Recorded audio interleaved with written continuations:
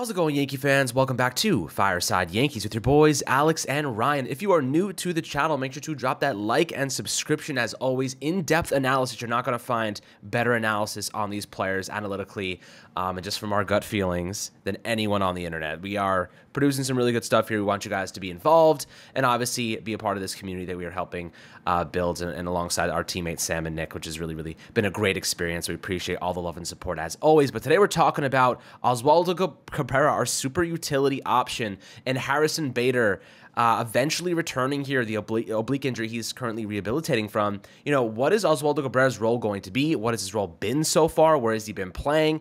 The guy has just been a menace wherever you put him. He played shortstop a couple days ago. He looked like he's been playing there for 10 years. You just love to see that utility value. You could put him anywhere, and he looks like a established veteran, and that's a very unique set of skills. You don't find that very often at the MLB level. He's kind of our Ben Zobrist, if you will, and he has so much talent and so much quality to boot, and you really love to see him taking advantage of the defensive reps. But the offensive reps are where we're going to kind of focus, or at least I'm going to focus on, because he has been a little bit inconsistent there, but he's starting to see the ball better. He had that rope of a double yesterday that drove in the winning run, so you love to see him getting some confidence, gathering that energy, and, you know, funneling it into his offensive game, and you just see that energy ball he is. He's the Energizer Bunny. He just really brings that level of youth to the team that everybody needs. You see Aaron Judge getting hype. You see everybody giving him high fives. He brings that spark, and it's something you can't really put a value of monetary value on. So Ryan, when you're looking at Oswaldo Cabrera, how do you see his role developing as the season goes on?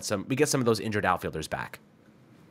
Yeah, so you know, I've kind of preached in my take on Cabrera in the offseason kind of like evolved a little bit. In the beginning, it was, look, I want Oswaldo Cabrera playing, you know, all around the field, you know, and then as we had some injuries in the outfield, it's like, all right, Cabrera's got to be the full-time left fielder. There can be no one else who plays left field.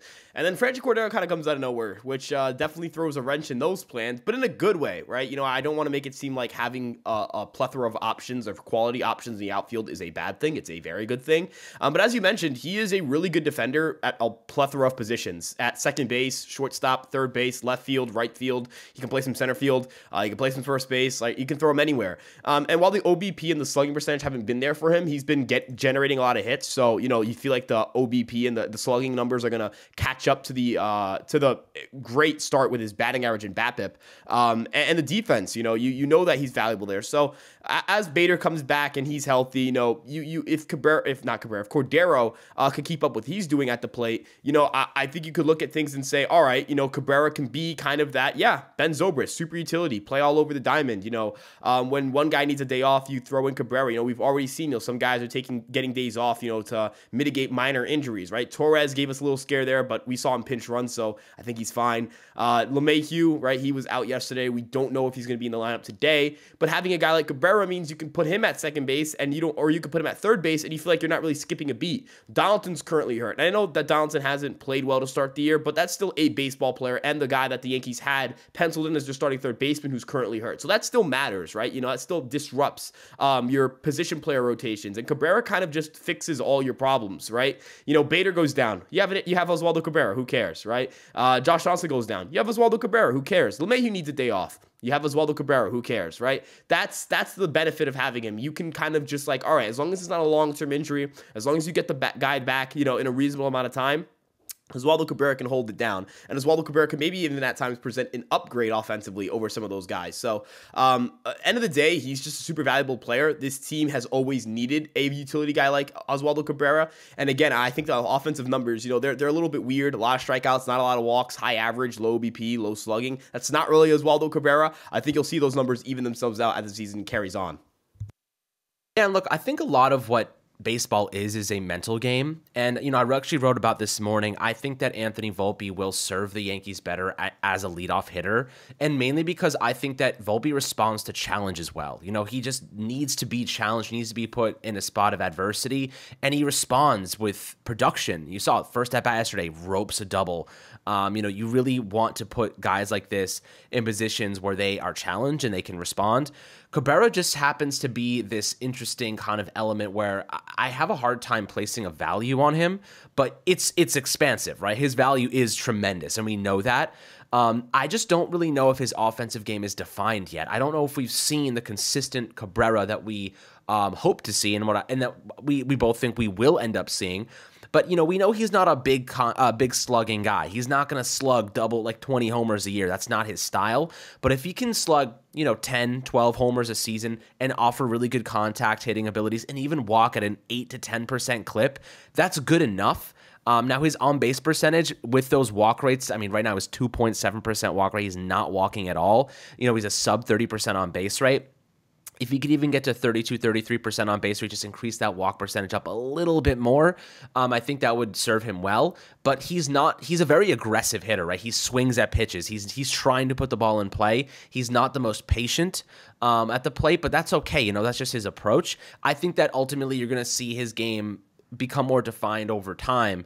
But I'll ask you this, Ryan, when you're looking at his offensive capabilities, you're looking at his ability to put the ball in play, do you think that being a little bit more patient instead of a little bit more aggressive would be a better sequence of events for Oswaldo, or do you think that he should continue just to be aggressive, continue with that kind of mindset, and hopefully it'll start to reward him with extra base hits and whatnot, or do you think being a little bit more patient is the better move here? Yeah, so the way I see it is that, Oswaldo Cabrera's kind of been a slow starter in his career. Last year at AAA, he got off to a really bad start. Now, part of that was injury-related, but it is possible he just also got off to a pretty slow start. At the major league level, he struck out a ton and he didn't walk. He might just be a slow starter, right? Like, that just might be what it is. Now, I'm not going to sit here and say that, that's 100% what it is, and he's going to turn it around tomorrow and just start clubbing the baseball and, not striking out and walking at an insane rate, but it's definitely a possibility. End of the day, it's April. So, if we're going to start, the tough thing with April is that, everyone's missed baseball for so long, especially, diehard fans. Like, I'm definitely like clamoring over day-to-day updates on stats. But we know that they really don't mean that much, or that they don't really correlate to long-term success. If you looked at the entire season, right? Like last year at the end of April, the league leader in home runs on the Yankees was not Aaron Judge, right? And he went on to break the AL record for home runs. So there are just some things that some guys just get off the slow starts. Some guys get off the hotter starts. As long as Cabrera's numbers progressively get better and, he enters the postseason red hot, that's all I really care about, right? I think you're going to look at like a 105 to 110 WRC plus for Cabrera. And with that defensive versatility and that defensive value and, pretty decent base running skills, he's going to put together a pretty good season in terms of wins above replacement. And that's the value right there. Solid offense, switch hitter, great defender, great versatility. That's what Oswaldo Cabrera is. He isn't, he isn't the offensive prospect like Spencer Jones or Jason Dominguez is. He isn't, even the complete prospect like an Anthony Volpe is, right? He's just a pretty good baseball player who's good at a lot of things, and is just super versatile and also just has a bunch of energy, right? He's a likable guy. He's a great dude for the clubhouse. He's just pretty good at everything, and that's what makes him a really valuable baseball player. And that's something that I think we're going to get to see as the season carries on. He gets a little more patient at the plate. Absolutely. So let's discuss his defensive value for a second here. This season already, he's played, second base, shortstop, third base, both corner outfield spots, and he has a perfect fielding percentage across all of them. How valuable is it to have a defensive player like this, to be able to start in left field one day and offer really good defense there, diving catches, everything you want to see, good angles, and then transition to shortstop the next day and look like he's been there for 10 years and look like he's, primed and ready to be a starting shortstop in Major League Baseball? Like, that is unequivocally impossible to put a financial number on. The fact that he's really just going into he is a second-year player. He didn't even play a full year last year is unbelievable. And the fact that he is carrying 10 different gloves with him to every single game because he doesn't know where he's going to be playing. But I'll ask you this, does this allow you to go into the future? We look at IKF, right? We look at Isaiah Kiner-Falefa and say, what is his value on this team right now?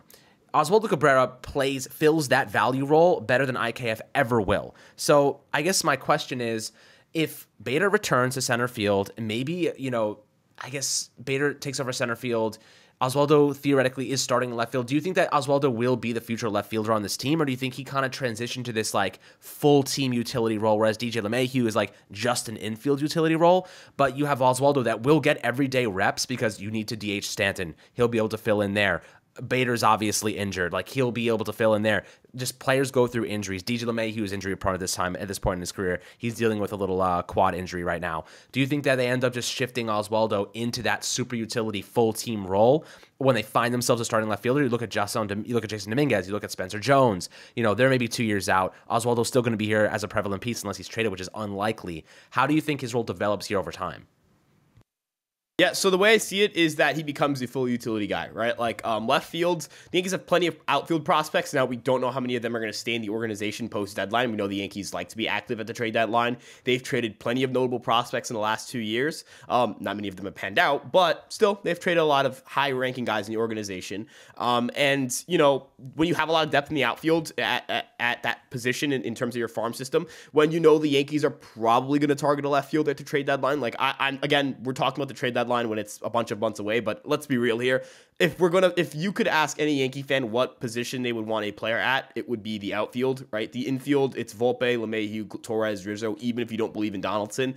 Catcher, I mean, maybe if you want a bat, right, at catcher, like, who really ever is available. There's never really like an elite offensive catcher available that also can play great defense. And are the Yankees really going to want to make a catching switch mid-season and say, all right, you guys have been comfortable with Trevino, we're going to take him out, we're going to bring in some new guy that you've never thrown to. Like, that feels a little bit weird.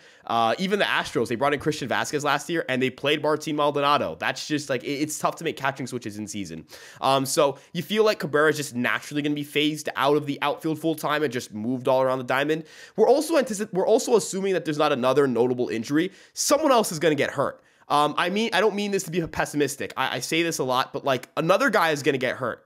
2 guys are going to get hurt. Maybe 3, maybe 4, right? Like, guys are going to go on the IL. That's going to happen, right? This is not, this is baseball. This is not, this isn't MLB The Show, right? You don't get to just turn off the injury, the injury slider all the way down and avoid injuries for the rest of the year. Cabrera's going to be asked to fill in for guys when they go down, right? And so that's part of being a utility player. So I don't really know what the game distribution looks like. I think that depends based on who's struggling, based on how he's playing, based on how the injury situation looks like. He's just, his position player, like, time spent at different positions is a massive question mark. It's all dependent on factors that are not reliant just on him, and that's kind of what makes him so valuable. You can kind of just ask him to do whatever based on, news that happens, let's say tonight or a week from now or a month from now, and he'll do it, and he won't care. He'll do it with a smile, right? And he'll play excellent defense at that position. So, end of the day, I don't really know what Cabrera's going to play all year, but I know he's going to play a lot this year, and I know that he's going to give the Yankees a lot of insurance when guys go down during the year, because it's going to happen. It's not an if, it's a when.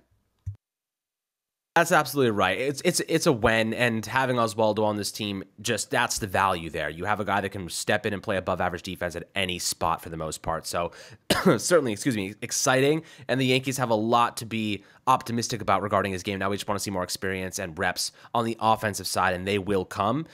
He has worked his way onto this roster. He is a spark plug. He came up big yesterday and hopefully continues to mash with some injuries in tow. The Yankees trying to kind of skirt around those. But guys, I'd love to hear your perspectives below on our super utility man, Oswaldo Cabrera. If you are new to the channel, remember, subscribe if you enjoyed the episode. As always, leave a 5-star review on Apple and Spotify if you enjoyed it. And I hope you guys enjoy the game later. We'll have the pregame show a little bit out when the lineup drops and whatnot. So we'll get you guys the information there and the pitching analysis, of course, pitching matchup to make sure you guys are ready for this game tonight against the Minnesota Twins. Yankees are 4-4 with the series this year. Really good start. Let's hope to keep it going. I hope you guys enjoyed this episode, and we'll catch you guys on the next one.